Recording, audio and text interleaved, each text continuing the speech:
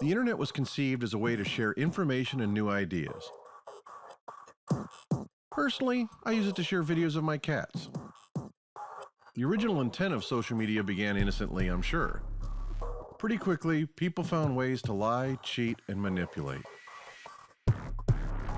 Everybody tends to create an avatar of their best life, leaving out the boring parts. Well, most people do. Making it seem like your life is perfect is very different from catfishing on a dating site or financial fraud. It took no time for the darker side of social media to become evident.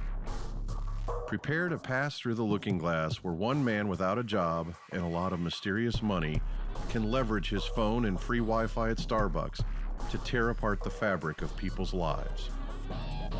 And he can do it all without consequence.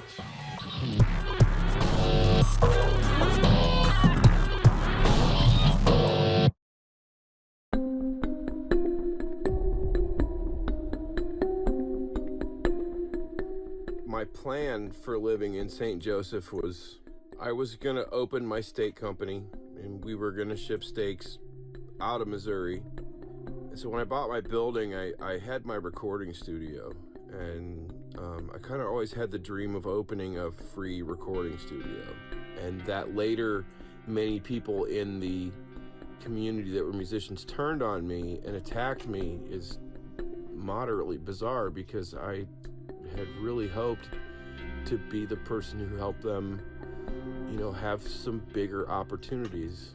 And that was really my plan: sell steaks, do, you know, free studio time for artists, and then all hell broke loose.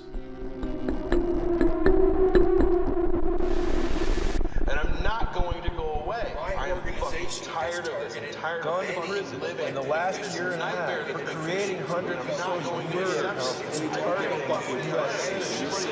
The FBI got this information to murderers.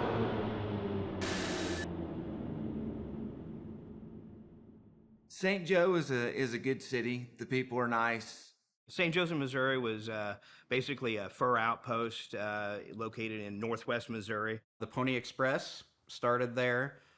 Jesse James was killed there. And the rapper Eminem was born there. We're about 40 minutes north of Kansas City. We're right on the Missouri River. I believe that Matthew Berdyck is a con artist. And I think he tried to run a grift in St. Joe. And we didn't fall for it, thankfully. I think Matthew just kind of picked us out of a hat. I think he decided he wanted to rile some feathers up, and I think he thought we were going to roll over and let him do whatever he wanted, and that's clearly not the case, and I think he doesn't know how to let that go. What the hell were you doing in St. Joseph, Missouri, to begin with? And it's such a stupid reason. I was living in Des Moines, and I learned that my condo company was building another complex on top of a toxic waste site, and I realized that my rent was going to pay for that. Well, actually, he had gotten evicted from his apartment in Des Moines. Not a condo, an apartment. So then I was put in this bizarre position to where I needed to find a place that matched my furniture. I got in my car, and I was kind of bored, and I took a drive south and ended up in St. Joseph. It seemed reasonable. Wasn't very nice. There wasn't anything nice about the city. So I would be able to live there. My meat processor would be down the road. It made it logistically easier to be able to run the steak company. You know, I'm not picky. I had a lot of money at the time. I mean, I had, I think, $45,000 in my bank account, something like that. I mean, it wasn't super a lot of money, but, you know, it was enough to kind of do whatever I wanted. So I basically lived in St. Joseph because they just had a condo that matched my furniture. I was having a really super hard time finding a place that did that. I think that story about his furniture is complete bullshit. I mean, who finds an apartment to match their furniture? That's ridiculous. And so I knew in St. Joseph, Missouri, I could just go unnoticed. I could live there, be anonymous, not, you know, have any attention, and that was that.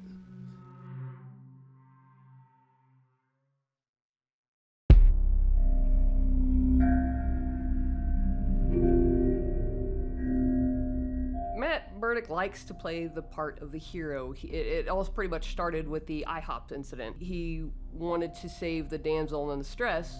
He didn't want to do it, so he went and asked somebody else to go do it for him. This battle in St. Joseph, Missouri started when I walked up to an IHOP and there was a man who was assaulting a woman in the parking lot. I was the manager at that night, and my server came just like running into the office, and she was like, this guy came in saying that the couple that just left is in an argument outside and the man is hitting her. So just on the off chance that there was an altercation, I went back and called the cops. So I walked back in the IHOP, and I walked up to the whoever was standing there, either the waitress or the manager, one of the two. I can't tell, I can't even really remember what either one of these people looked like at this point.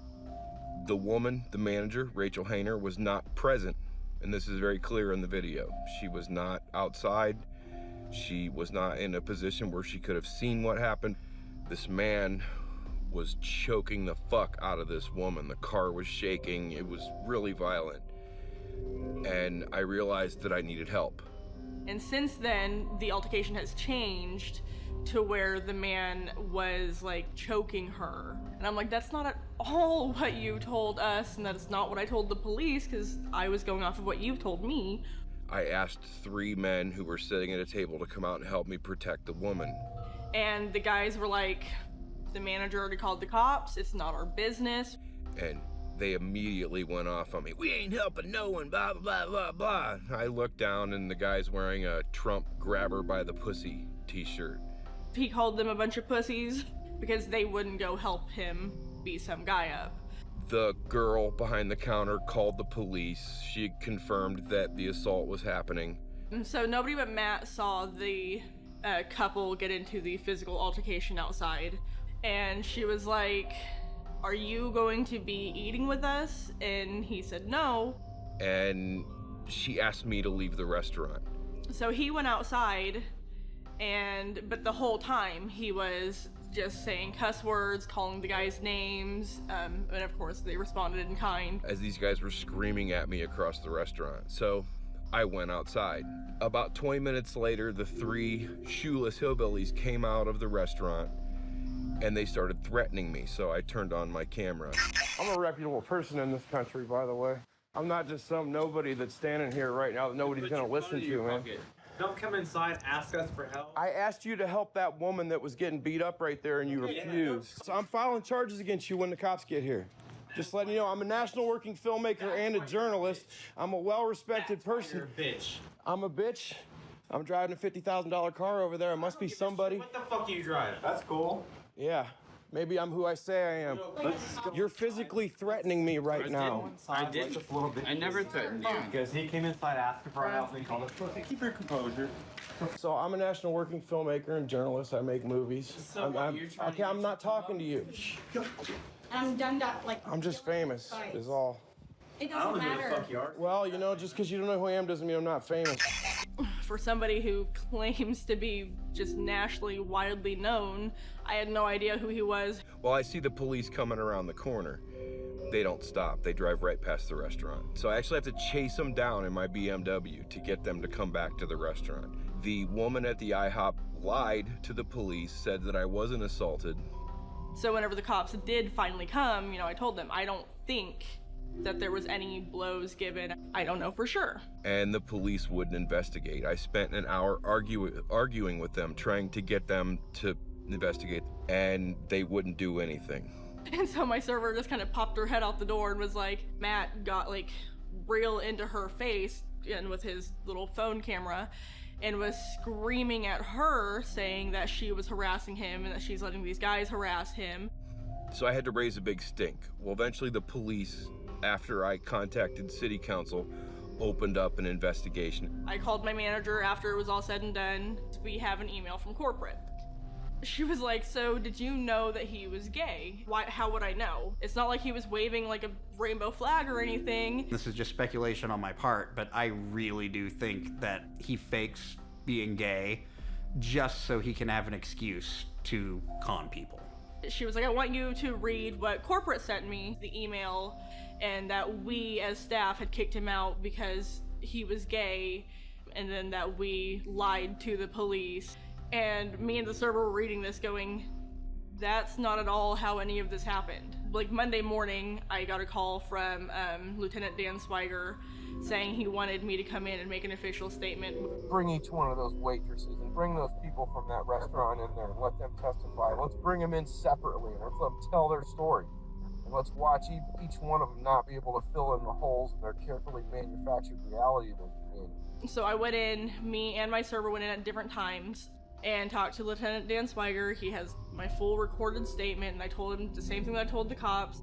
All that's going to happen, and I'm confident, is that my story will be proven to be true. I'm going to win this lawsuit, and I'm going to single-handedly take down the corruption in St. Joseph, Missouri. I think his intent was to, if not get compensated from IHOP, the corporate store, was to get me and my server fired. I didn't start this war. I got dragged into this ball of bullshit, and I'll tell you right now, I'm the motherfucker that's gonna end it by fucking getting us into a court and making sure that everything that's been done is properly reviewed by judicial authorities.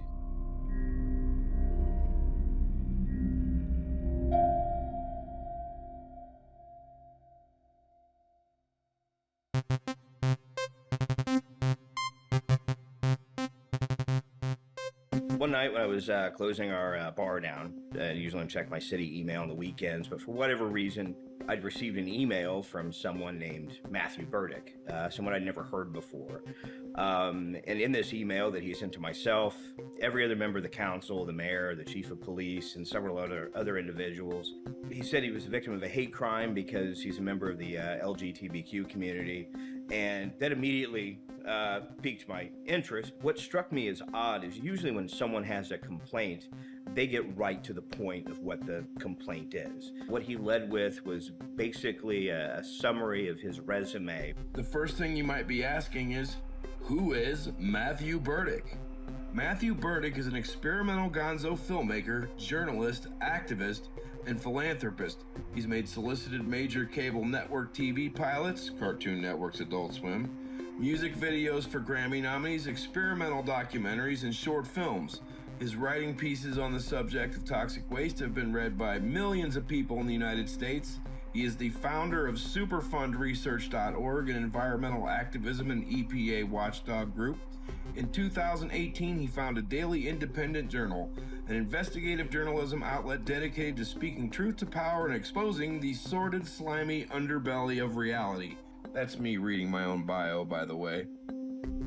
So my first reaction after reading his email was like, okay, this guy is definitely trying to sell us something, but, he's making a complaint, and I take every complaint, one as serious as the other. So he goes on to describe this alleged incident at the IHOP. He'd fired off several more emails, and, they were threatening. It's like, you're going to, the city's going to act on this, or I'm going to make a documentary exposing the corruption. And I'm like, okay, this is getting a little crazy. We're probably dealing with a nutcase. That Monday, we had a city council meeting, and I pulled our chief of police aside, and I just asked him, I was like, so I'm sure this has come across your desk. What can you tell me about it? But it was going to be investigated by our police department. I talked to the city attorney, and the best thing to do is just not offer a response. Let the internal investigation of the police department happen.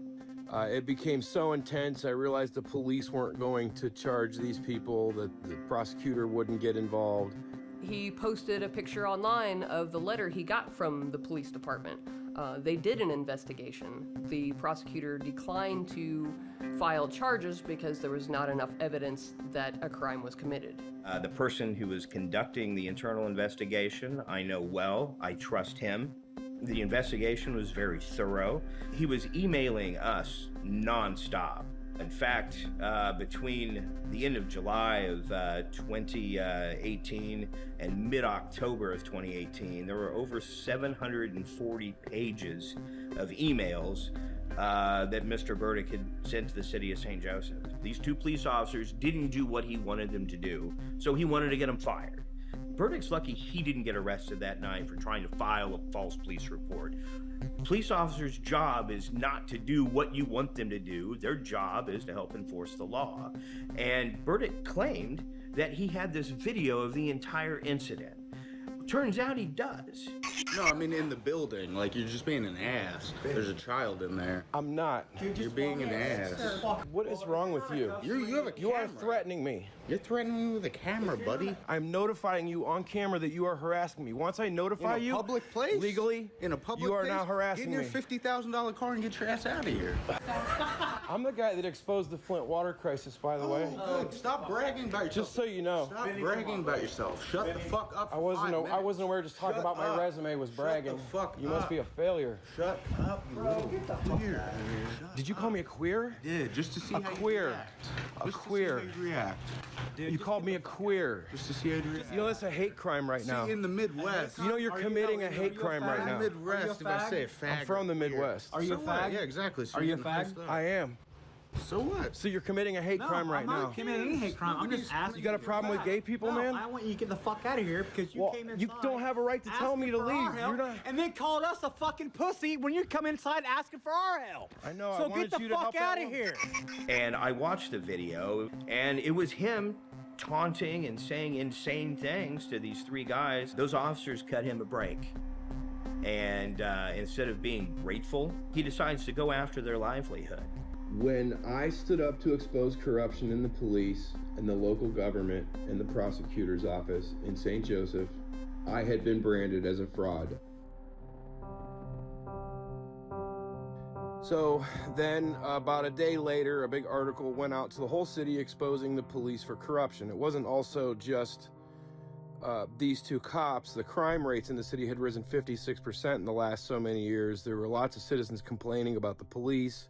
Bad Egg Investigations was the first blog post run by Matthew Berdyck. It was a direct response to him not getting his way. It's important to point out that while Matthew Berdyck denies that Bad Egg Investigations was his blog post, it needs to be noted that this story was from his point of view. The photos were from Berdyck's own cell phone camera, which he or someone paid to promote on Facebook, so it attracted a lot of local attention. It's almost verbatim what was in the emails that he sent to the city. If you publicize something negative about the police department or about a police officer, you will have people jump on that bandwagon. Beginning with Bad Egg Investigations, the focus shifted to Matthew Berdyck becoming the victim of a hate crime. No one knows what became of the woman from IHOP, or if she had ever really been assaulted.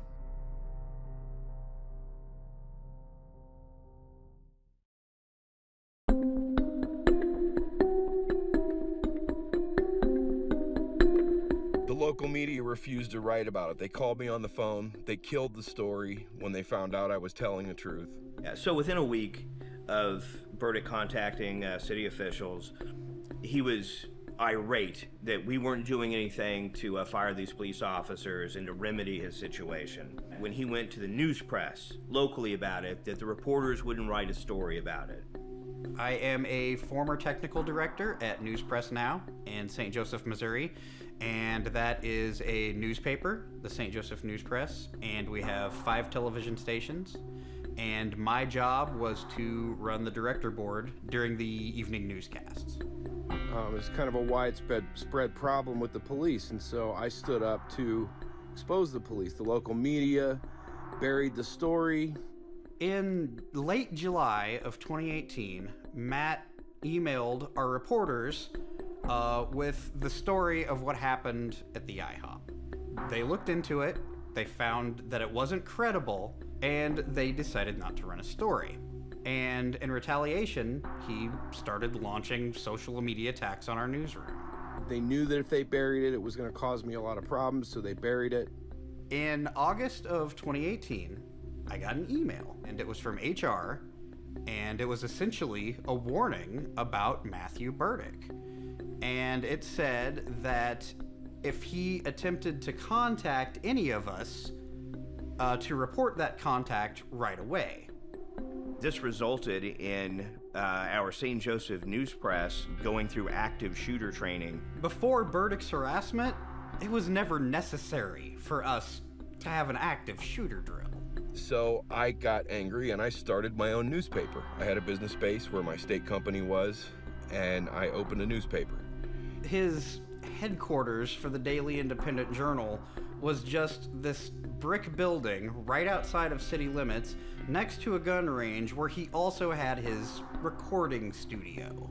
So basically, he had a broom closet he rented outside of city limits where he kept his camera equipment and his writing desk.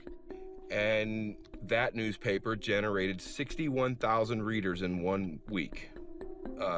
10 times the amount of traffic that the local media was generating. All he did was write a blog and tie it to a Facebook page called Daily Independent Journal. He first started the Daily Independent Journal as the Daily Independent News, and then for some reason it changed the name to the Daily Independent Journal. The Facebook pages were exactly the same, he just changed the names. Daily Independent Journal, the idea for it was a media outlet that operates nationally all over the country, but also operates as a local media outlet. And so we never actually got that far in the development of the project because of Austin Gocher. I'm a former Marine. I was in public affairs in the Marine Corps, so I was basically a photojournalist for 4 years. I'm a disabled veteran. The way I met Matthew Berdyck was there was an ad on Facebook looking for an editor for a newspaper. And so I responded to it, I sent my resume, and I got a phone call like within an hour. He said he'd looked over my resume, it looked really good. We talked for a couple hours that night, and he told me he'd get back to me on what he was gonna do. And the next day he called and offered me the position and explained to me what he thought he wanted me to do, which was basically to be the head of this newspaper and to be autonomous from everything he does. I was going to gift the newspaper to the community. This was a charitable thing I was doing. I was just founding the newspaper, and I was going to give it to the community as a gift, and that way it would be a community-owned newspaper and I wouldn't have any involvement with it. It sounded like a good deal to me because I didn't have to deal with any of his personal life. It was just going to be me doing journalism stuff. Every time we were supposed to meet, something came up, and I never ever met him. And so I was working on stuff because I wanted to do a couple pieces that were a little more investigative than some of the other stuff I've done. And then one day he calls me and he goes, I want the website live tomorrow. And I'm like, I don't have the stuff to make the website live tomorrow. And so we went back and forth, and during this time period, he was calling me for 8 to 12 hours a day. I mean, we were on the phone constantly every day. And so I didn't get a whole lot accomplished because I was on the phone dealing with Matt. He told me he wanted a story about a shooting that happened here in town. Well, I tried to get a hold of the police department so I could do my own interviews about that, and I couldn't get a hold of anybody. So he told me he wanted me to pull quotes from the news press, and I was like, dude, I can't do that. He was like, well, it's not stealing. And I was like, it's clearly stealing. So I told him I wasn't gonna work on that story. His spelling's atrocious, so every time he sent me a story, it would take me 30 to 45 minutes to go through and fix all the spelling errors. So my whole foundation for what I eventually became was reading books about investigative journalists. I studied writing, grammar. I studied filmmaking. I prepared myself for this coming battle. And he submitted a story that didn't have any spelling errors. And I was like, that's suspicious. So I Googled the contents of the story, and I found almost word for word the exact same story on another website. So I called him out on it. And he's like, well, it's not plagiarism. It's like, you understand what the definition of plagiarism is, right? And he's like, well, it's not plagiarism, it's content aggregation. And I'm like, if you're gonna use that story as a source for your stuff, you need to cite that is the source for your stuff. Finally, I told him I wasn't gonna run anything that was on another website unless it was properly cited, and if he wasn't gonna properly cite it, I would. And he told me if I was gonna do that, then I needed to find a new job. And I was like, that's fine. I'm not gonna put myself on the line like that for a position that isn't paying that much and isn't what I thought it was gonna be to begin with. I basically gave him what he told me was his dream, and then he blew it. And there wasn't a reason that he blew it. He just decided not to show up. There wasn't any legitimate reason for him to not to show up to work. He sent me this message on Facebook and fired me, basically. And within 30 minutes, he had contacted everybody on my reference list from my resume. And he had sent several of them multiple emails. He CC'd me on everything. They never responded to him, but they called me and were like, what's going on with this Matt guy and why is he emailing me? None of them believed anything he said. And one of my references, she was like, hey, you stepped in some shit. And that he went off on them, but if he would have just talked to them to begin with, he would have known I wasn't gonna do any of that stuff. I blocked Matt on everything, whether it was my phone, my email, my Facebook.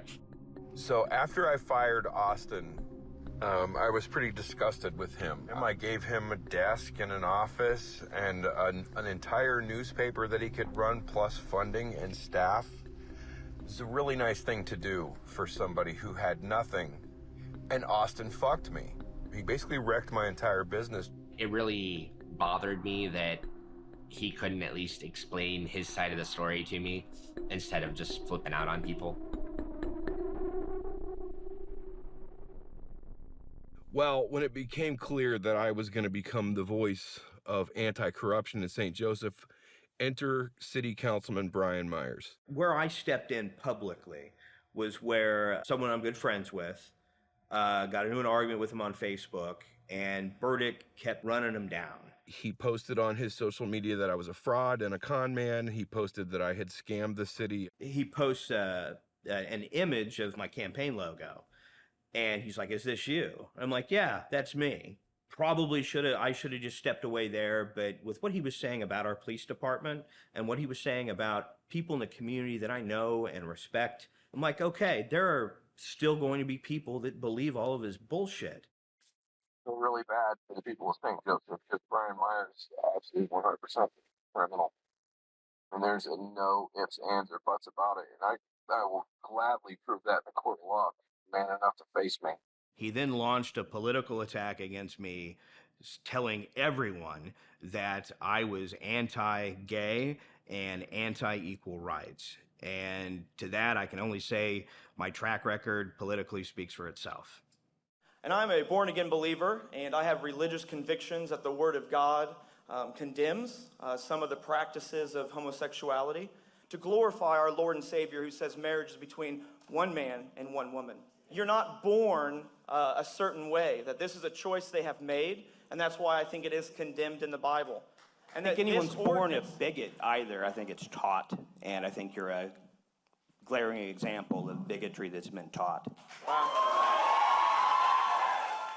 Just kind of scrolling through Facebook, I had seen where a friend of mine had shared a page about Matt attacking Brian Myers. And so I was like, that's that guy. So I clicked on the link. So I clicked on it, and I was like, holy shit, it's the guy from the news press. It's the exact same guy. I think a lot of people took it as a joke. It looked professional enough that if you went to it the first time and you didn't know what you were looking at, you probably would have thought this was a legitimate news website. If you go back and read his articles, he's not a journalist. Some of the articles were just flat out ridiculous. The Care Bears thing, I mean, that's not news. And he also wrote an article about how he stole Metallica's New York Times. It's like, who cares? Who fucking cares? That's not news. That's a vanity piece. The articles are just so poorly written and contain slander. He tries to pass it off as a big professional news organization, when in reality, it's just him publishing hit pieces on people that he even has minor disagreements with. He would also use fake names for staff writers. People turned on him pretty quickly, and that's not to say that he still doesn't have 2 or 3 people in the community that thinks what he's saying is gospel, but these people are, by and large, low information types. The titles of the articles would just be, salacious and meant to inflame. So when you see this, you click on it. He needs that blind validation. The people that don't bother to read into his background or check the author's status or anything like that, any comment that doesn't flat out agree with him, he just deletes it, and he bans a lot of those users too. And anyone who would legitimately question his background, either as a filmmaker or a journalist or an activist, any of those questions, gone immediately. Or he'd argue with him and call him stupid or something. I can only surmise that Matthew Berdyck created Daily Independent Journal because he did not get the legitimate media coverage in this community that he so desperately sought after.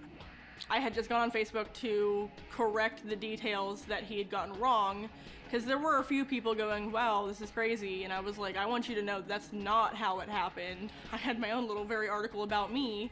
He didn't sell ad space, so he wasn't making any money from those articles. So why publish them in the first place if it's not for some personal vendetta? My daughter actually heard about him, heard about the Daily Independent Journal, and told me about it. I said, well, maybe you should interview this guy, Dad, because, you know, it's something else to write about in town, something new. I am a music journalist. I write for Blurt Magazine, it's national, and here in town, Tuning Fork Magazine. Yeah, I reached out to him and told him who I was. Everything went fine until I had to tell him that the editor decided not to do the piece. He just didn't want the hassle of Matt Berdyck, because I would get messages. And finally, my girlfriend just says, well, why don't you just block the guy? And I was like, I was having fun with him at first. Yeah, you can scroll down this page and it's just filled with madness. I mean, this is a journalist in St. Joseph that orchestrated a massive cyber attack against me and then screen capped the entire thing and posted it here. Somehow making me look like I'm the aggressor, even though it was, you know, this person that posted all this.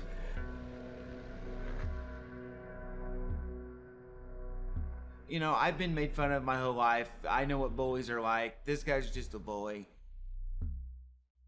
The second post that he made on Daily Independent Journal was about a filmmaker in Columbus, Ohio named Peter John Ross, who had absolutely zero connection to St. Joseph, until I saw the post and decided to reach out to Mr. Ross personally. I published that Peter John Ross was spreading rumors and manipulating and lying. I had never heard of St. Joseph, Missouri before, so it's just really weird to be accused of spreading rumors there. I'm an independent filmmaker from Columbus, Ohio. The only thing of note I've ever made was a feature film about Nazi zombies and werewolves called Horrors of War. And I created a regional PBS show called Frame Lines about filmmaking.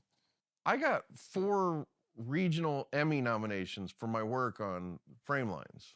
But as my mother so often reminds me, a nomination is not a win. So any level of success I've had is open to interpretation. In 2012, I had this run-in with Matthew Berdyck on the site indietalk.com. He started emailing me, it got really harassing, and eventually I filed for a Civil Stalking Protection Order in 2015. He never got served, and eventually I dropped it. This guy has come after my job, my livelihood, my reputation. Matthew Berdyck wrote an article accusing me of being obsessed with pedophilia. So Berdyck started sending this article to all the stations that were playing our show, and rather than deal with it, they canceled the series. When Brian Myers reached out to me and said the name Matthew Berdyck, my heart sank.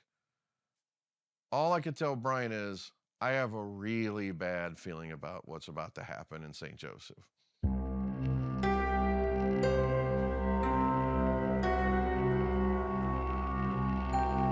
When you're looking for one of the reasons that I left St. Joseph, Missouri, it was when I realized that the Kansas City FBI office was actually approaching people in my world and asking them to watch me. And so why would they do that? The man opening fire on reporters. Investigators say the suspected killer held a long-standing grudge against the Capital Gazette, who may have had a long-running feud with the paper, having sued the paper in 2012 after it reported that he pled guilty to criminal harassment. Berdyck's harassment of the reporters came right on the heels of the Annapolis newspaper shooting in the summer of 2018. The FBI did visit Matthew Berdyck in St. Joseph, Missouri, when the FBI tried to get my neighbor next to my business to commit to watching what I was up to and reporting to him. And he said, you know, these agents came here and they asked us to watch you, and they asked us to report on your whereabouts, and et cetera, et cetera, et cetera. 2 FBI agents went to the space Matthew was renting and interviewed him about his contacts with local reporters and city officials. Soon after, Matthew wrote an article claiming that his newspaper had been raided by the FBI and harassed by the agents. On September 11th, Matthew published an article claiming that one of the FBI agents was an enemy of the people and that he was against free speech. He took a picture of an FBI agent's card and posted that to social media. Part of the problem is that that's the guy that would investigate the actions of the police. And blocking an investigation just because it's his buddies, you know, he says it's not, but that's bullshit, man. So then Berdyck gets pissed at the FBI because the FBI is not properly doing an investigation on the person who, in the police department, who's also doing an investigation on the 2 police officers that Berdyck once fired. Demure sat there on the phone with me, and he read my FBI file to me. They sent me a letter saying, no, we do not maintain a file on Matthew Berdyck. And then a month later, this fucking agent sits there and just reads my entire FBI file to me on the phone. And I'm like, oh, I thought that you guys didn't have a file on me. I realized Demure wasn't a very smart man. I realized that he could be easily manipulated. So I just acted in a way where I got him to reveal certain things about my situation that I needed to know, and he sure did that. I mean, within a few days of the FBI visiting him, he just leaves. Eventually, the harassment I was getting from the town was just so, I mean, I was getting hundreds and hundreds of harassing emails at the same time. It was really crazy. Berdyck shows hypocrisy in nearly every post that he makes. Well, eventually I started getting a lot of threats and stuff, and I realized I was in a position to where I couldn't really live there anymore because I didn't feel safe. Like, if I was already assaulted once, what was to stop someone from assaulting me again? I didn't run from St. Joe, I just went to buy a piece of land. I'm not running from anything, I'm just out here traveling and doing what I do. I think when I get in my car that when I leave to drive somewhere else, somehow you scared me away. Matthew Berdyck may have physically left St. Joseph, but that's exactly when he starts to really ramp up his online harassment. After he left, that's when he started to really focus on writing all these horrible things about St. Joseph. He's a keyboard warrior, but only when he's got enough distance between him and the people that he's writing about. I have to be in the town where I'm fighting for them to be able to fight back against me. I've been creative enough to structure my life in a way to where I'm not stapled down to one location. And I have methodically created ways to survive this. And I have, because they can't fucking find me. I'm not going to sit here and tell you that we're going to catch all bad content in our system. We don't check what people say before they say it, and frankly, I don't think society should want us to.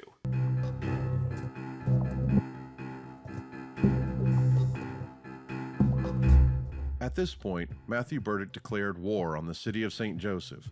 So he would post an article on Facebook, and it would generate, like 800 or 1,100 comments.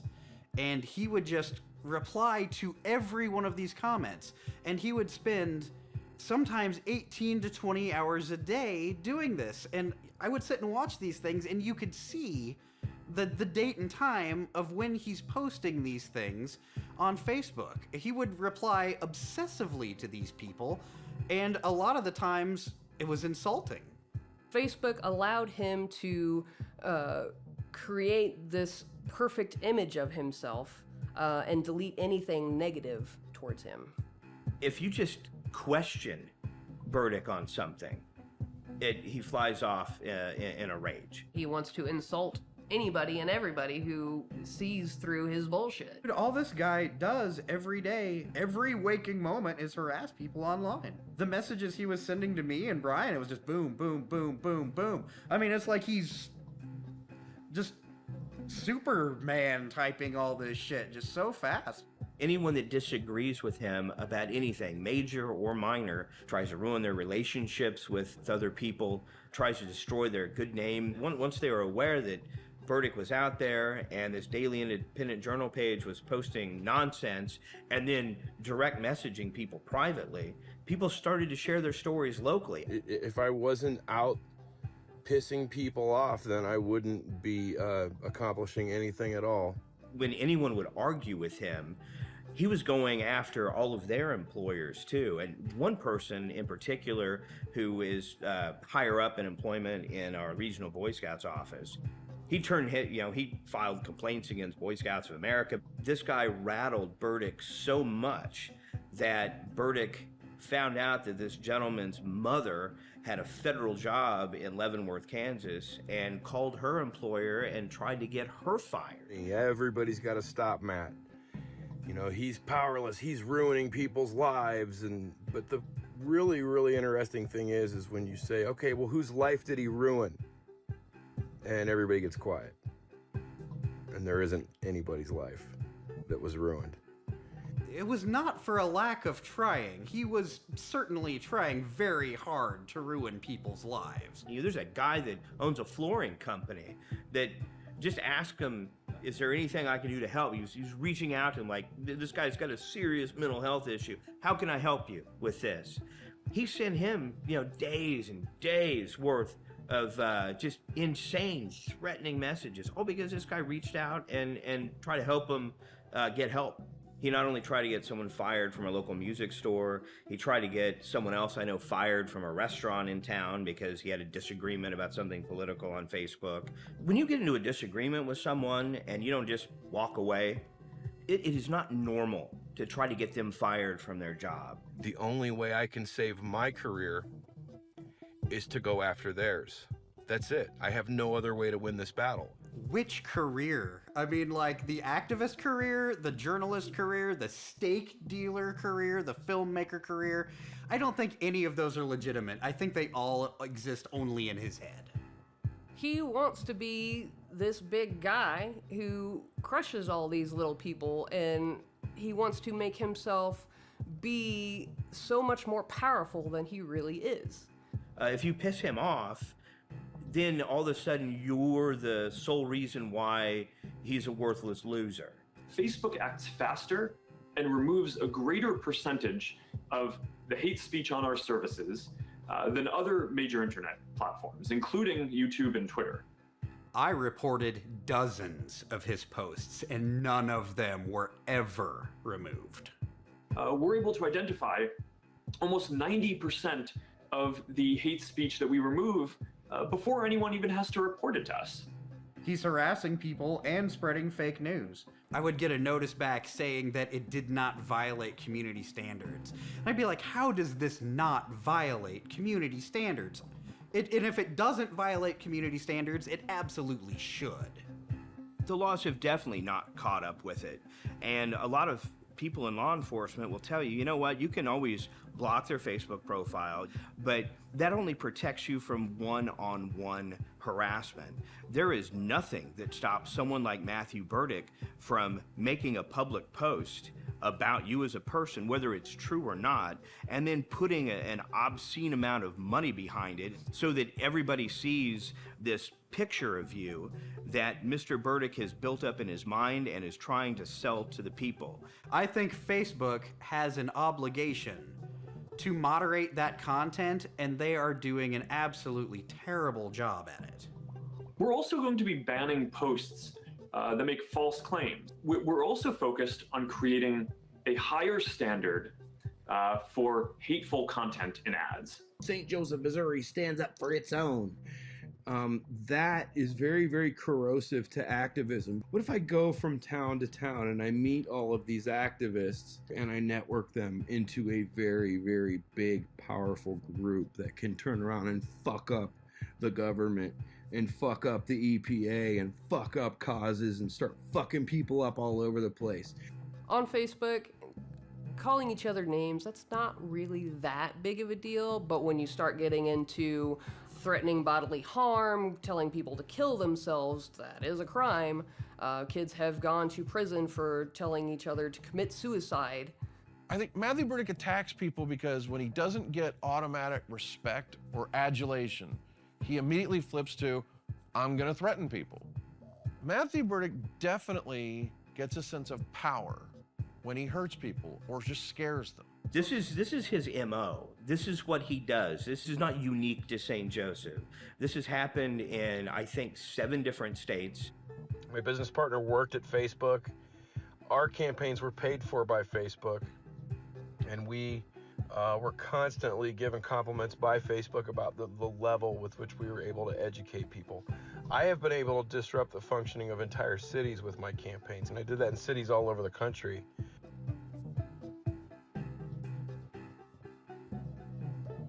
Matthew Berdyck had the funds to move from city to city and pay to boost Facebook posts. But who is giving him money to terrorize whole communities?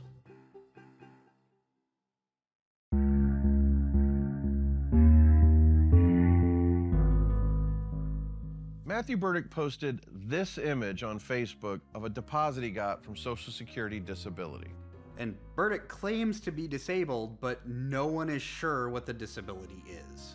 And he has claimed multiple things at different times. Disability checks alone could not fund the lifestyle that Matthew Berdyck has. He's getting money from another source, and God knows it's not from working a 40-hour-a-week job.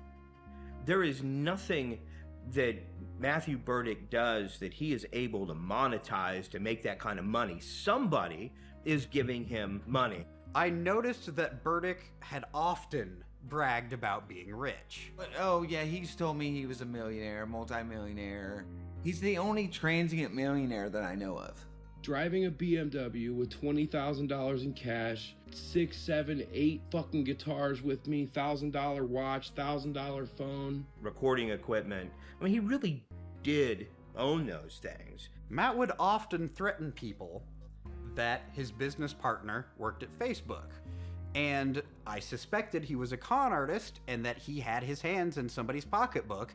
And it turns out that that person was Alex Wong, who was an employee for Facebook. In 2011, when I pitched my show to Cartoon Network, they passed. I decided at that point I was going to take all the footage that I had from the show and I was going to turn it into a film about homelessness. And for the next 18 months, I fought to get off the street, but I filmed all of it. And eventually I had a 73-minute documentary which showed me homeless. I got it out, and then that's when Alex came along. And so he just basically said, I'm going to come pick you up. And, you know, whatever. He's like, I'm going to give you some cash. I'm going to put a deposit. I stayed at his house that night. And then the next morning I woke up and I had several $1,000s in my bank account. And right away I took that money, bought a new camera, most people would like go get a house. I'm so committed, man. I was like, fuck it, I'm gonna make another film right now. I used all the money on a new camera, new laptop, plane tickets. The only thing I know about Alex Wong is what Matthew Berdyck said about him in his communications to the city. Alex Wong is his business partner. Matthew Berdyck posted on Facebook that Alex Wong had joined the Daily Independent Journal. Alex was making a really, really lot of money, so it wasn't really that big a deal.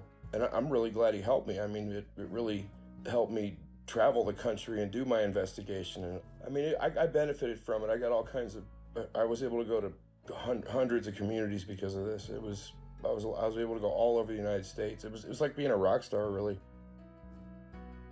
In July of 2019, Alex Wong actually files a restraining order against Berdyck. And being dependent on Alex was very uncomfortable, and it made me feel trapped, and it made me feel like I was being exploited, and it made me feel like I had no control over my own destiny. Hold on a second. So now that Alex has a restraining order, suddenly Matt's the one being exploited and being forced to spend all of Alex's money. That is bullshit.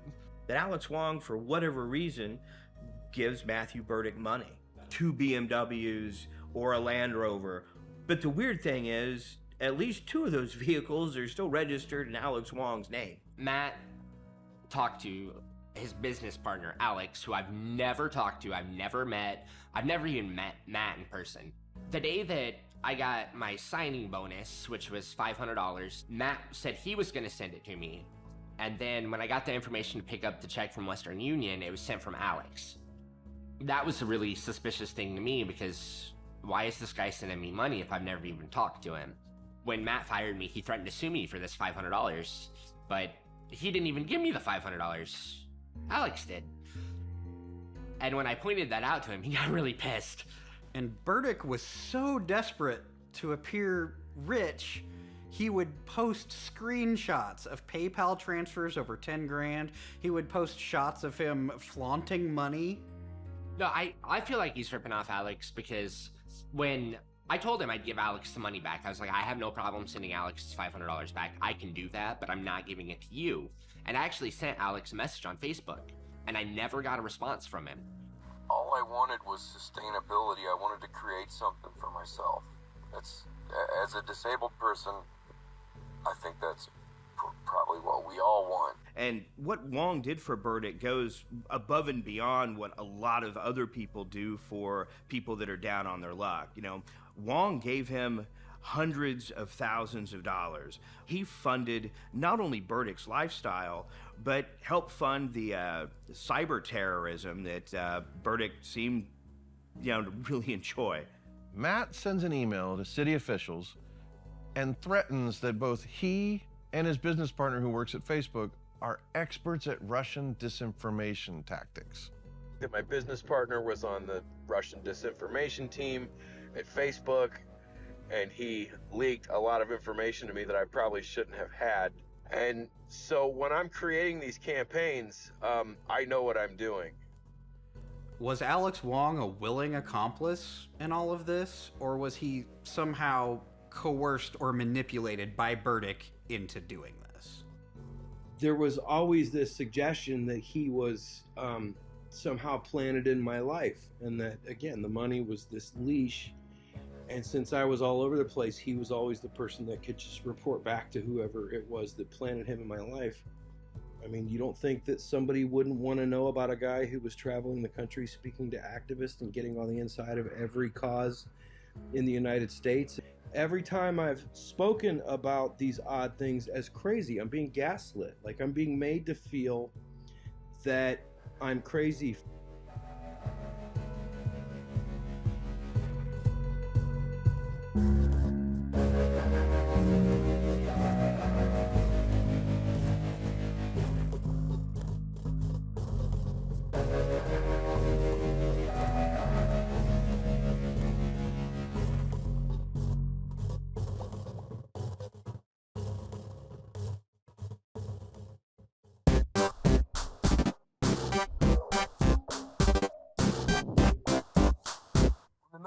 This band Ramey memo comes out of nowhere, and they start just telling everybody I have AIDS, and they're just smearing my name all over town, and they're bullying me, and I'm getting all these insane messages. Our biggest thing is we don't like seeing people getting fucked with, especially if it's people that we know. So what we tend to do is we'll fuck with them back. We do that by writing songs about whoever it is. The Ramey Memo has been a band in St. Joseph for almost 20 years. We've been around for quite a long time. We like writing about weird situations and weird people in our town. It's something we've always done.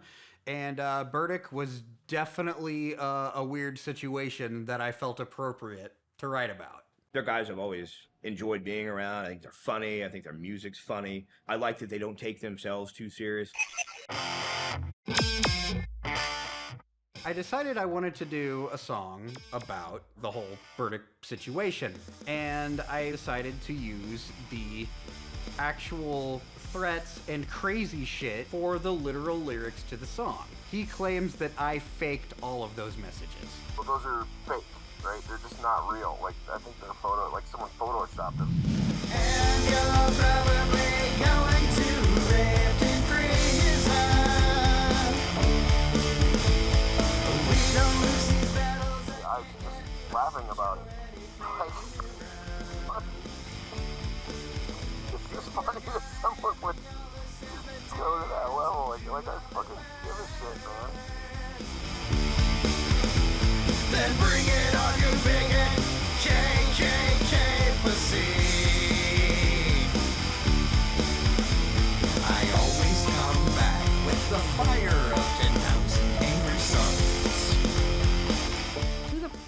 says that? That sounds like an 80s cartoon villain.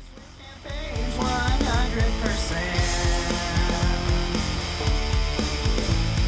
Myers would go to jail. First off, this is a national scandal waiting to happen. On Twitter, he confronted me saying that he was a co-author of the song. But I pointed out to him that he had completely denied sending me any of those messages, and when I pointed out his hypocrisy, he deleted the fucking tweet. You have to be so fucking horrible of a person to just sit there. You gotta be a serious fucking loser to sit there and make a fucking spend your life just feasting over a set of lyrics. Very same, quiet and well-mannered guy. The FBI doesn't have jurisdiction over an alleged threat against a reporter, and that was the threat. I imagine someone might also attack one of you physically. You bring to me. You belong to me. Now do you understand? It's almost a tribute to the level of success that I've had, that I have some fucking band out there trying to make videos about me. If you haven't seen the video, go check it out. It's called Poison in the Balls. I was like, if you really think about it, they're just making me a fucking legend.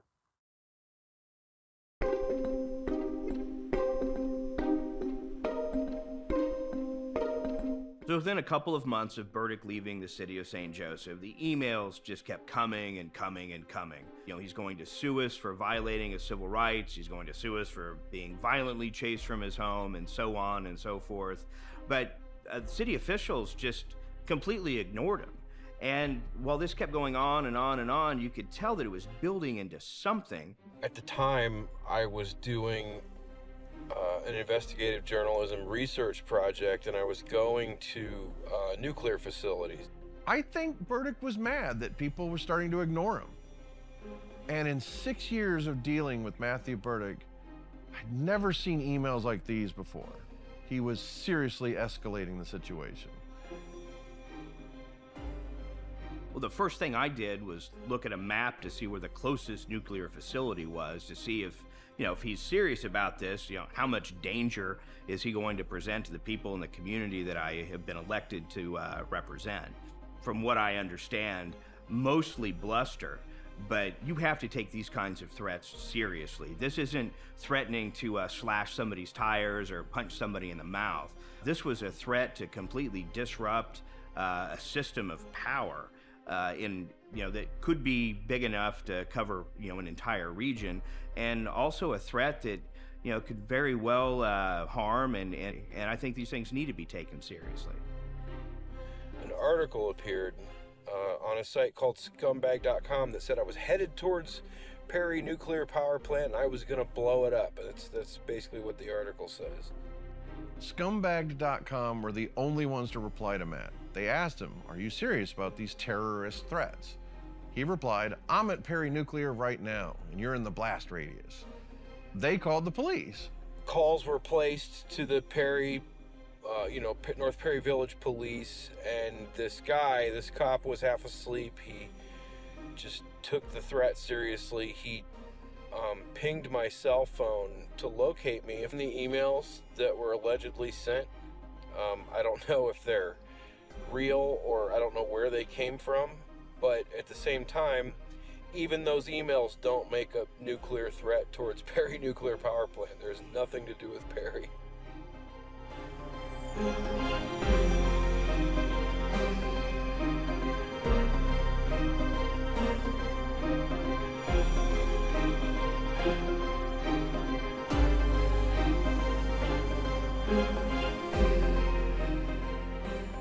Bunch of fake emails. They even go out of their way to fake these emails. He claims that the Perry emails are fake, and then he fucking quotes from them. How do you quote from an email you've never read? So the email address mberdyck@gmail.com was hacked about 50 fucking times.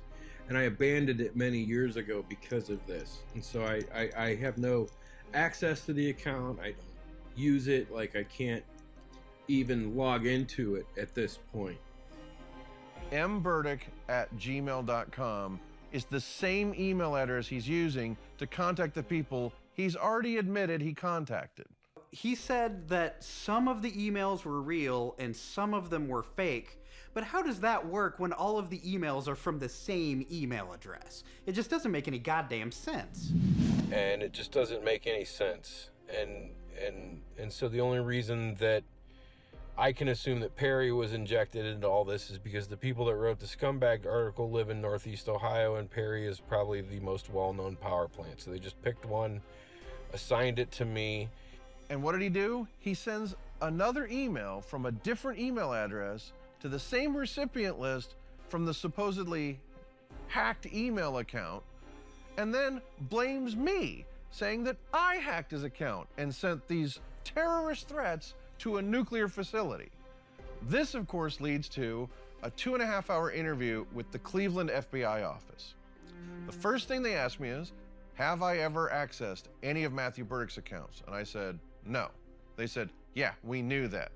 They'd already checked the IP addresses, device IDs, the cell phone towers. They already knew damn well I'm not the one who did this. Now, the thing they did tell me was they said they're going to investigate. And I was like, yes, finally, somebody is taking this guy seriously. I was actually surrounded by police in the middle of the night in Pennsylvania, and I was detained because of the allegations, and this triggered an investigation in North Perry Village, and they determined that it was a hoax. He claims that it was a hoax by Peter John Ross, but that's complete bullshit, because if he actually did that, he would have been arrested. Months later, the FBI agents confirmed to me they finished their investigation. They presented it to the United States Attorney for the Northern District of Ohio, who declined to prosecute. If I were to make an assumption that the U.S. Attorney didn't feel that this was a credible enough threat to be chasing after a guy who makes threats like this all the time, and do I agree with that decision? My knee-jerk reaction is no, but I also have to say I've got some prejudice in it. We all want him to get some sort of justice thrown upon him. Maybe the U.S. Attorney did make the right decision, but to say that we weren't disappointed, we'd be lying. How someone can threaten a nuclear facility with direct acts of terrorism and not even get a slap on the wrist. It makes no sense. How is he not arrested for this? Well, he has been arrested. He does have a criminal record in Ohio and in, I believe, West Virginia. Aggravated menacing, harassment. Here's my criminal record that they have posted. I was arrested in West Virginia like 10 years ago and sentenced for misdemeanor time for violating a restraining order. I never actually hid that. There's probably a barrage of other charges that we just don't know about, but because he skips out of town when the heat gets on, so if you can't locate him, you're not able to get him into a court of law. You come here, drug paraphernalia, dismissed charge, aggravated menacing, dismissed charge, telephone harassment, dismissed charge. So they're listing dismissed charges, and there's stories behind each one of these charges. I think Berdyck was mad that he didn't get attention that he wanted. So he then threatened a nuclear facility with a terrorist act and got away with it. I guarantee you he feels emboldened by that. If they would do the right thing, if they would just arrest the guy that assaulted me, and if the media would just write articles about me so that I don't end up a victim again, confirm my story. If everybody would just do the right thing, that's what I'm expecting, right? If everybody would just do the right thing right now, all of this would end, and I would go back to just normal, quiet guy, minding my own business.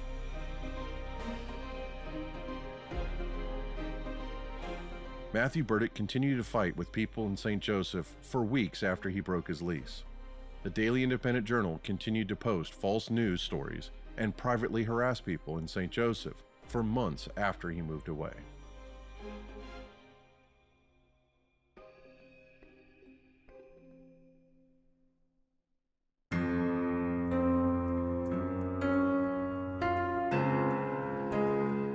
When somebody starts harassing another person online, how are you supposed to know that they're mentally ill?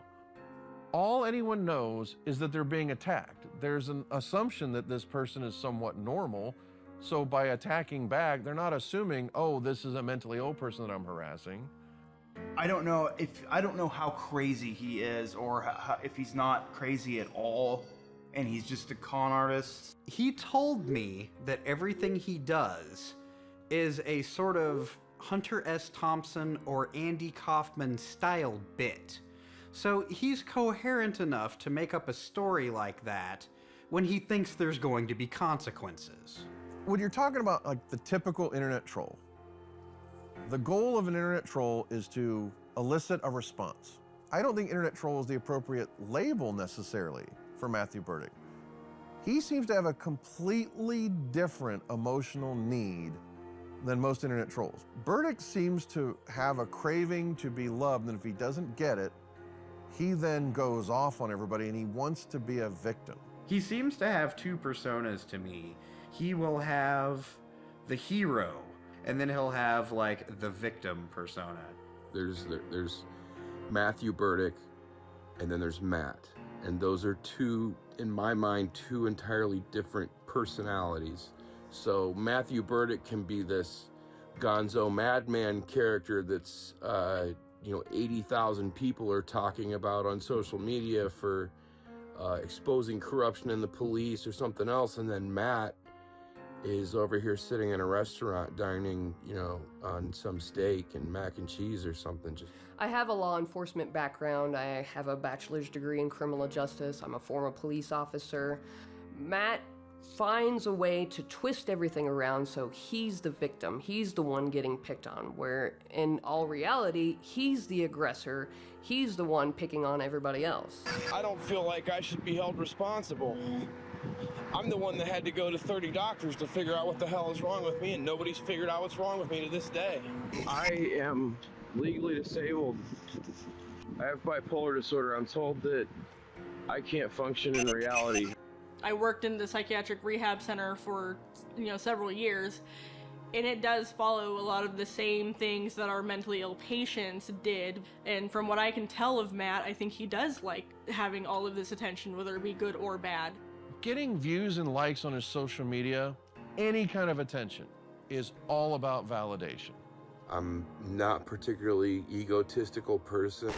I want fucking credit, and it's not because I want to be famous or I want to profit. It's because I'm tired of fucking people not knowing who I am and what I do. It would simply help me in my life if I had a fucking news article written about me. I feel like if a journalist came into my life and saw like the real Matthew, the real guy, Matt, I think they would be very uninterested. The reason that journalists don't write about him is because he simply isn't credible. I can't tell if he knows he's lying or not. I can't tell which one of those he actually believes. He might believe both things at the same time. It's entirely possible that he could be that mentally ill, that he believes everything he's saying it as he says it. I have no way of knowing. I mean, I'm by no means a mental health expert. There's just no consistency here. And he has a proven track record. If he can spin the victim thing to the right person, then he's going to be able to get something out of it. And so what I'm really guilty of is being a really powerful writer. Someone who writes things that moves people and even moves people to hate me. When someone lies as much as he does, it's really difficult to show any level of empathy or sympathy for what is even likely a mental illness. Because I think if you show compassion, he's likely to take advantage of it. I think Matt knows right from wrong, and I think it's skewed in his head. I think he feels like he's doing the right thing. If he does know right from wrong, then he certainly doesn't give a shit when he does wrong. He seems to take pride in it. He seems to enjoy hurting people. That's the Matthew Berdyck character. That's that other guy. So despite the fact that he may or may not have a mental instability, it doesn't excuse what he's doing. I feel like he knows exactly what he's doing, and he's doing it because in some perverse way he's getting enjoyment out of it. There's nothing exciting about me until I go out and it's time to be Matthew Berdyck. And then I'm 1,000 miles an hour. I'm that rock star guy. I'm that guy where the chef is coming out to meet me at the table. I'm the guy, oh, it's an honor to meet you. I think Matthew Berdyck uses social media to create this grandiose image of himself just as much for him as he does the internet. He will send me a threat saying he's going to bash my head in with a baseball bat. And then when I take a screenshot of it and post it publicly for other people to see it, his response is, oh, that, Councilman Myers faked that. If all of these people that have had independent interactions with Matthew Berdyck are all lying, then that is the biggest fucking conspiracy that this world has ever known. He has twisted logic. I'm not an expert on this, but I feel like Matt probably has something wrong with him mentally. Maybe if he went to some therapy and talked to more people, it wouldn't be so bad. I think he needs to be forced into treatment. I wish he'd get treatment. He clearly needs psychiatric help. Do you think he'll ever get it? No, because he's a narcissist and there's nothing wrong with him. It's everybody else. I mean, my ex-wife's the same way. Is it narcissism? Is it malignant narcissism? Those are good questions. I'm not a psychologist. That thing that bothers me is when people call him schizo, because I have a schizoaffective personality disorder, and I wouldn't consider him and me in the same realm of crazy. I get treatment for my personality disorder. I don't think Matt wants treatment. I don't think he wants help. The institutions that we used to have where Berdyck would be hospitalized at, we no longer have in this country. If Berdyck does not get treatment, this will not end well. And so it's me against the world. And the only way I can have a normal life is to win. Honestly, I have post-traumatic stress disorder from this. And if it continues, I'm gonna fucking snap. I am not faking my motherfucking emotional distress. And I am going to fucking snap. If Berdyck actually snaps, it's gonna be all over the news that the FBI and law enforcement have been getting tips about this guy for years and they did nothing. This morning, a newly resurfaced police report shows local police and the FBI were warned about Anthony Warner nearly a year and a half before he allegedly detonated his RV in downtown Nashville on Christmas morning. A bombshell admission from the FBI. 6 weeks ago, they were warned that Nicholas Cruz might be planning a school shooting. None of it is going to stop me from having a voice. I'm not gonna stop writing things. I do not think that mental illness should be an exemption from consequences. Cybercrimes generally are not taken seriously by law enforcement.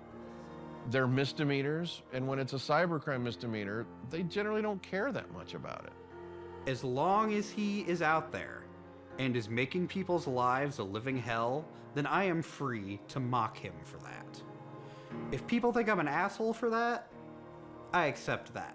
I mean, I can't arrest him, I can't charge him with anything, I can't put him in jail, but I can goddamn sure as shit make fun of him. Like they were trying to destroy me on some level, but all they did was make me famous and just make my life significantly more complex. At this time, I believe Matthew Berdyck has a cluster of personality disorders.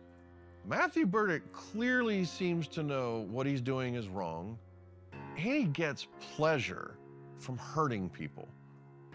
I don't think Matthew Berdyck is mentally ill. I think he's just a dick.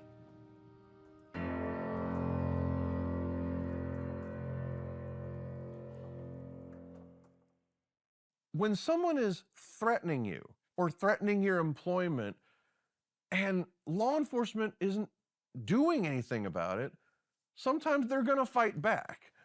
Because what other choice do they have?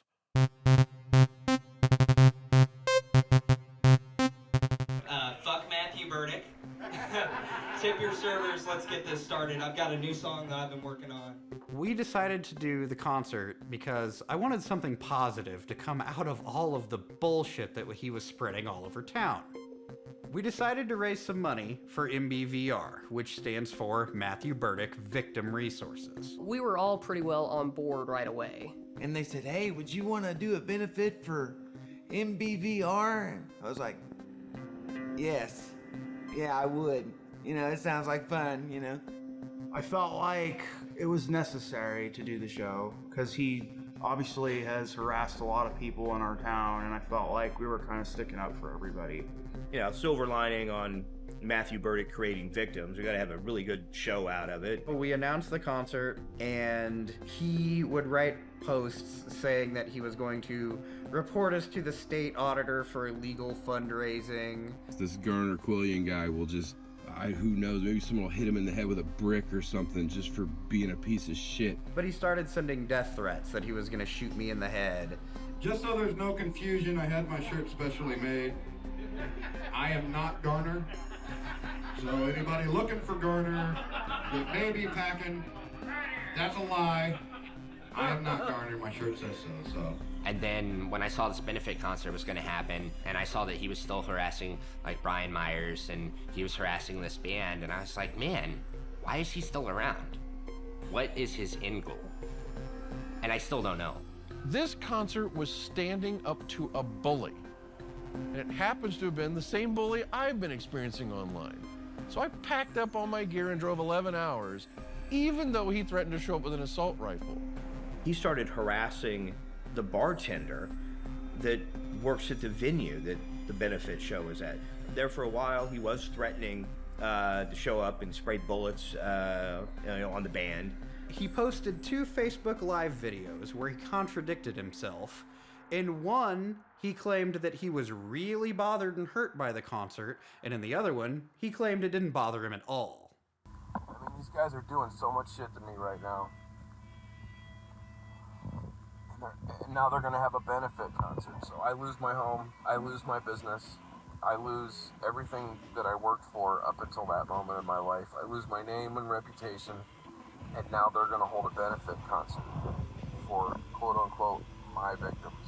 You know, as far as their benefit concert, you know, I saw on the thing is like 7 people go, and it's $5 admission. There's 3 bands, and a portion of Ramey Memo's proceeds will go to the victims. And so right now they're at $35 in income, and they got to divide that between 3 people.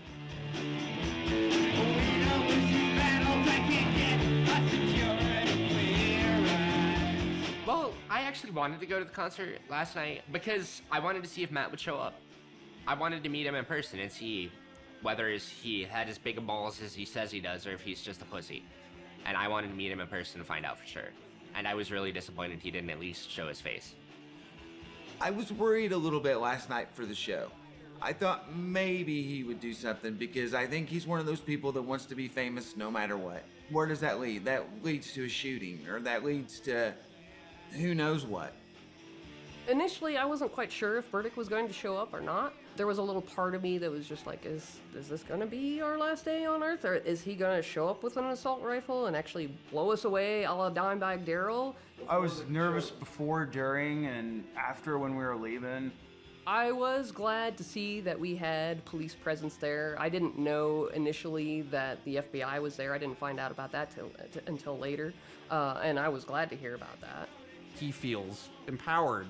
He got the police and even the goddamn FBI to show up at the concert. So they took his email threats and online post threats serious enough to be there, but not serious enough to press charges, because, you know, it's the internet. My girlfriend didn't even want me going to the show last night. She was super paranoid about it. And I was like, well, you know, I helped put the show on. If I don't show up, what's that gonna look like? So I went to the show and nothing happened. It was a great show. And Matthew Berdyck didn't stop anything from happening, like he threatened he would. He says we committed a hate crime against him, which everything's a hate crime to him, I bet. So he's turned me into the Missouri Attorney General for committing a hate crime.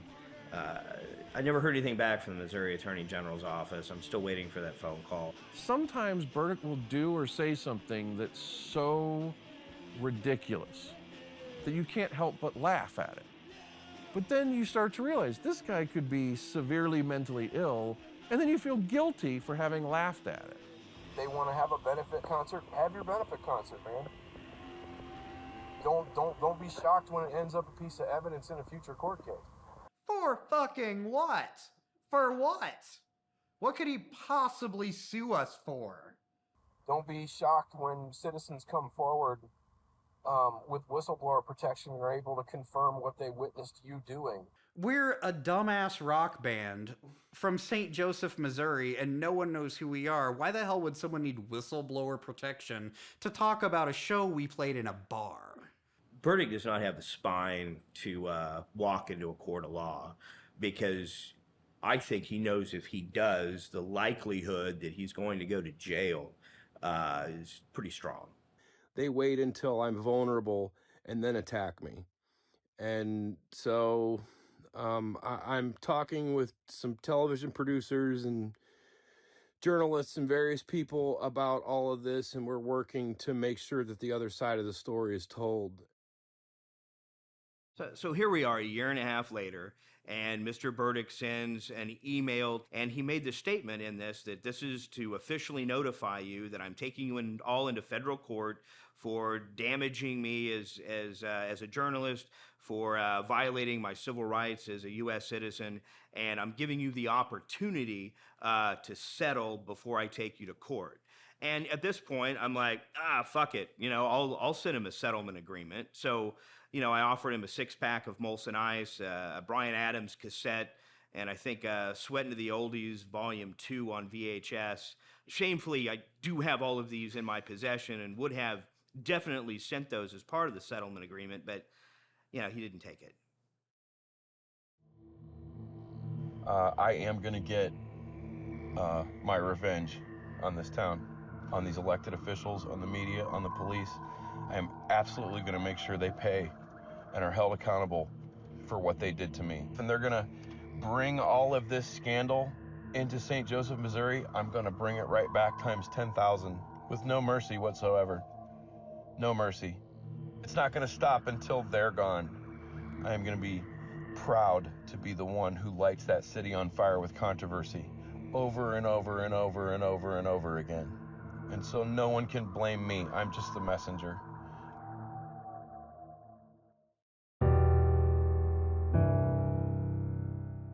This Matt guy who just kind of walked in one day started smearing crap all over the place, and it's not his place to do that. I'm good at what I do, and then everything else I would probably be terrible. And I almost don't know if I ever want to change what it is that I do. I wanted him to be what he said he was. I wanted him to want a different kind of style of journalism in our town. I really wanted that because it sounded awesome. And then it just turned into this nightmare that followed me around. I still get people who ask me about him. I watched these flame wars on Facebook in St. Joseph as they were happening. He just constantly needs to be a victim if he can't be the hero. I think St. Joe might have been the biggest rebuttal he ever had. I hope that he gets help. At the very least, I hope no one gives him any more money. So I'm still waiting for the lawsuit that Matt said he was going to bring against him. He said he was going to have the FBI arrest me for hate crimes. I'm still waiting for that to happen. My take on this is that I am who I say I am. I have done these causes. I have been an activist. I have been a filmmaker. If Matthew Berdyck dedicated the time that he spends fighting online to activism, journalism, filmmaking, or even stake dealing, the world would actually be a better place. All anybody wants is for him to stop harassing people online. His story is interesting in the same way that America has a fascination with serial killers. I wish to God Berdyck was not as fascinating as he is. It's compelling to see somebody so unbelievably unsympathetic, yet is deserving of some degree of empathy. The problem is with Berdyck, if you give him an ounce of empathy, he's gonna cash it in like a casino chip. I hope he doesn't hurt himself or anyone else. But I think the potential is for Matthew Berdyck to be violent is definitely there. I tried to help a woman who was being beat up by a man. That's how this all started, with me trying to do a good deed. I do think he's a sadist. I think he enjoys hurting other people. And I don't think that he should be allowed to continue to do that. You can't go around the country doing this crap. Everything he's ever said about St. Joseph, never once has he taken responsibility for a single thing he did. Everything is somebody else's fault. I think he just came to a city that didn't want to that wasn't going to take a shit. All it does is make me famous. So... It has always been against our policies to use any of our tools in a way that breaks the law. And we have many controls already in place to prevent this. But we can do more. I think social media outlets have the responsibility to curb this kind of behavior. They should be banning his accounts. How is he getting away with saying all of these things on Facebook, social media, all these other things? How do people that are victims to something like that get any sense of justice in any type of court, whether it's civil or criminal? You don't. The damage has already been done. Threatening to shoot him in the head.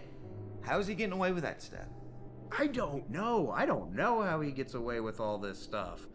I do not know how this guy's not in prison. I would love to see him in jail. But at the same time, I don't want him in our jail. Because if we put him in our jail, if he gets out in 6 months, he might stay. I hope everybody out there is having, a great time watching all these idiots, do everything they can to try to take me down and completely fail. I don't understand how he can evade the law so effectively. Matt never filed any lawsuits in St. Joseph. He didn't sue IHOP, he didn't sue our band, he didn't sue the venue, he didn't sue the news press, he didn't sue the city, he didn't sue Brian, he didn't sue anyone. So many things out there that you just can't, they're not going to work in court. They work on the internet. You can use the internet, and the way they use it, you can manipulate people, and you can lie, and you can lure in people into your thing, but that's not a thing you can do in a court. Do you think Berdyck threatens with these lawsuits hoping that people back down and then he feels power? Yes. That's exactly what I think too. He likes to start trouble and then run away, when there's going to be consequences. He's a coward. I have been dealing with this for over 10 years, and I'm tired. I tried retaliation, I tried being mean, didn't help. I tried ignoring him, didn't work. I filled out police reports, I got criminal charges filed against him, I filed for a Civil Stalking Protection Order, I've even gone to the FBI. No one will do anything about him. My only defense against all this defamation and harassment is this documentary. Would you like to know where I got the idea from? Also going to try to make a film out of this too. I'm struggling with how to put it together right now, how to make it something that's entertaining but also cohesive at the same time. It's a really convoluted situation.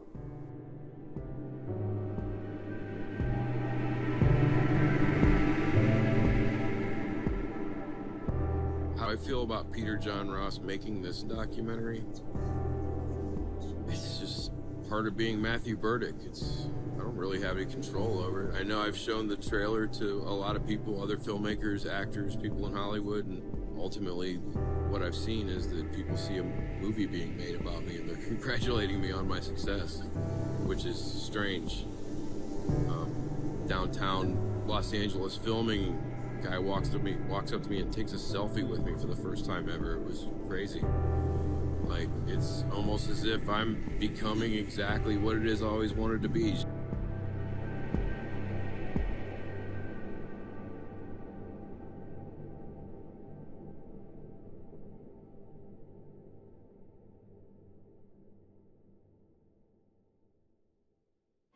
I'm back. Hi, Mr. Berdyck. I'm a process server. I've got some court papers for you. He was trying to get $500,000 fucking dollars to sue Aaron Brockovich for defamation. What the fuck has Aaron Brockovich ever said about Matt Berdyck publicly? Nothing.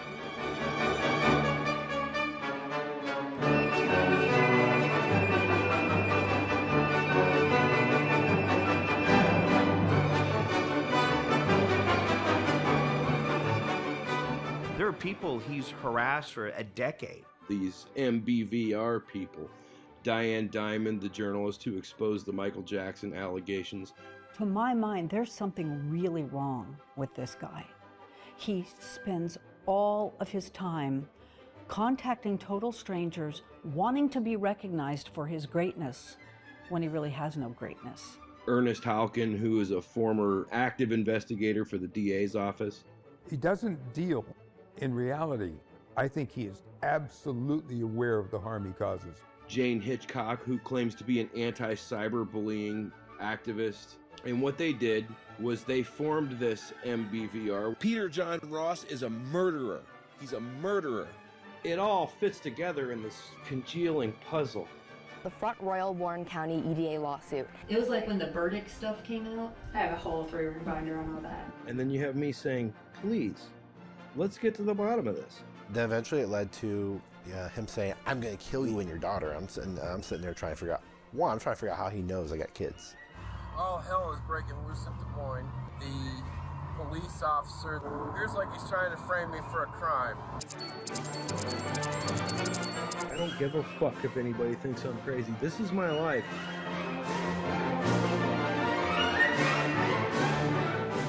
What can I help you for? Matthew Berdyck? Yes. Okay. Yeah, you got a small warrant, okay? We got to take care of it.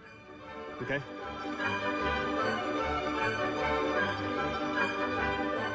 I've never heard another story like it.